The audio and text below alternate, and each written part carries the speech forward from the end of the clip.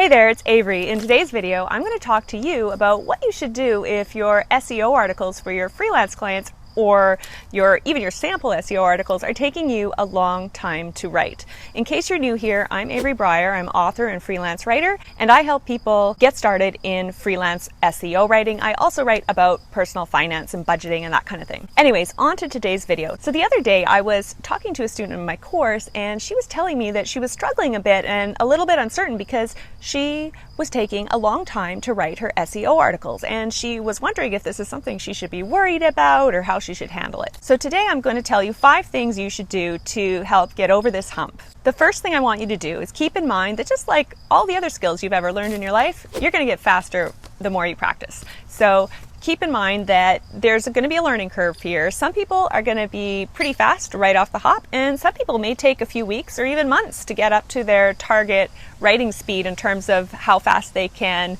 pump out an article for a client. I also want to assure you that no matter how long it's taking you right now, there is no reason why you cannot become really fast at doing this eventually. It's just a question of how much practice it's going to take you to get to your target speed. Number 2, I want you to learn to touch type. If you cannot already touch type, then I want you to learn and start practicing today. And you can do this pretty easily nowadays online because there are free typing programs online. If you Google learn to type for free, you'll find tons of websites and stuff that are going to be happy to teach you how to do it. I homeschool my kids. I signed them up for this program called Typesy. Now, before you stop watching because I'm talking about kids here, don't, because it even has programs in it for adults, and it can take you from not knowing how to touch type at all to typing like a professional. And I was really impressed with the program. I tested out the adult side of things because I wanted to talk to you guys about it. Plus, I obviously did the kid side of things for my kids. But something like that is a really excellent way to learn to type. And if you're consistent and you practice, you're going to get fast, and that is going to dramatically help speed up your article output, especially once you get used to putting ideas together and putting outlines together. And outlines brings me to point number 3. The third tip for getting much faster at your article writing is to write an outline before you begin. What I like to do when I'm researching an article is I'll come up with a tentative headline. It might change a bit after I've done some research, but at least come up with a starting point, and then come up with, say, about 3 subheadlines, which you can look at as a subtopic. So each subheadline equals one subtopic within your main article.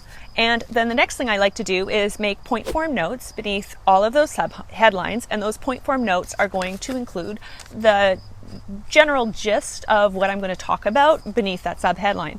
And another thing I'll do to help speed things up is when I'm researching stuff, if I notice a really interesting fact or a bit of information that I want to include, I'll directly copy and paste it right into my outline. And what I'll do to remind myself that this is a word for word quote is I'll actually put quotes around it in my outline. And that way, when I'm getting ready to transform my outline into the finished article, I know that I have to reword this and put it into my own words. And the other thing I do as part of my outlining is I leave out the opening and closing paragraphs of my article. Now, the closing paragraph, that's almost a no-brainer that you're going to leave for last, right? But a lot of people will try to start out with the opening lines of the article and struggle because it's supposed to sum up what your article is going to be about, but yet you don't really know exactly what it's going to be about because you haven't written it yet. So what I like to do is, after I've done my outline for the subheadlines and the points within them, I will write out the body of the article, and then the last thing I do will be to write the opening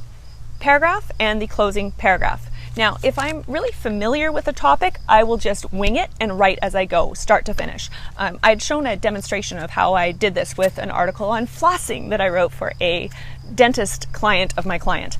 And that's a topic I was super familiar with, so I didn't feel like I had to do a really firm outline first. But especially with topics that are unfamiliar with me, I find it really helps my speed a lot if I do the outline first and then write the opening and closing paragraphs last. And then when I'm all done, I'll finalize the main headline. So try that if you've been having trouble, because I think you're going to find that it will help you speed up a little bit. And the final tip that I have for you today is to take your speed into account when you are actually applying for jobs. But don't let your speed stop you from taking the step of actually applying. Because the thing is, your first few jobs, if you follow the process that I did and I talked about in my book, that you'll notice that I started off doing around three, maybe four. I'd have to look back now, but 3 or 4 clients to start out with. That's what I recommend for people.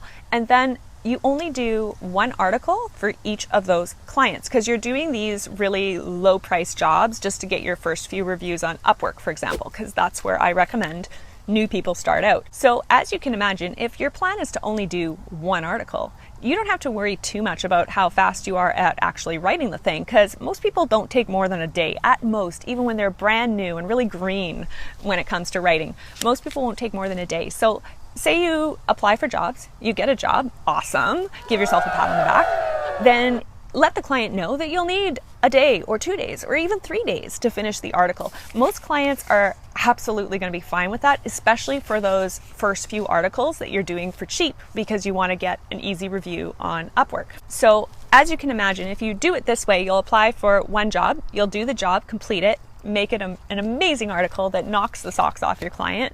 You'll submit it, get your 5-star review on Upwork. Then you go and start applying for your second job. And same thing, because you're only doing 1 job at a time for 1 article, you can take your sweet time. You can take 1 to 3 days to write this thing. As long as you tell the client what to expect when you take the job, they're going to be fine with it and you're going to be fine with it. And you're going to get 1 more job under your belt and 1 more review. Then you submit that article, you've got your review. Now you go and start applying for your 3rd low-priced article to get that 3rd really good review on Upwork to get your new profile jump-started. So as you can see, it's not a problem if you're a slow writer in the beginning. You can still go ahead and do exactly what I tell you to do in the book in regards to starting off with low-priced clients.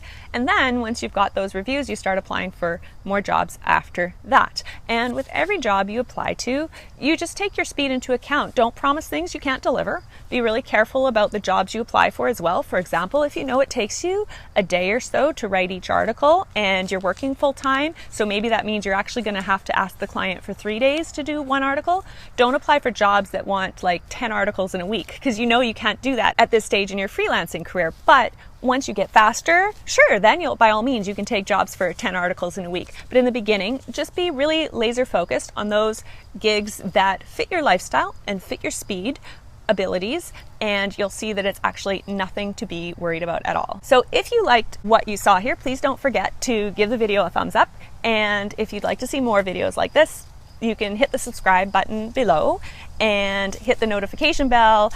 That should be in the top right corner of your screen if you're on YouTube. And by hitting that bell, you'll be notified when new videos come out. Thanks for watching and good luck with your freelancing.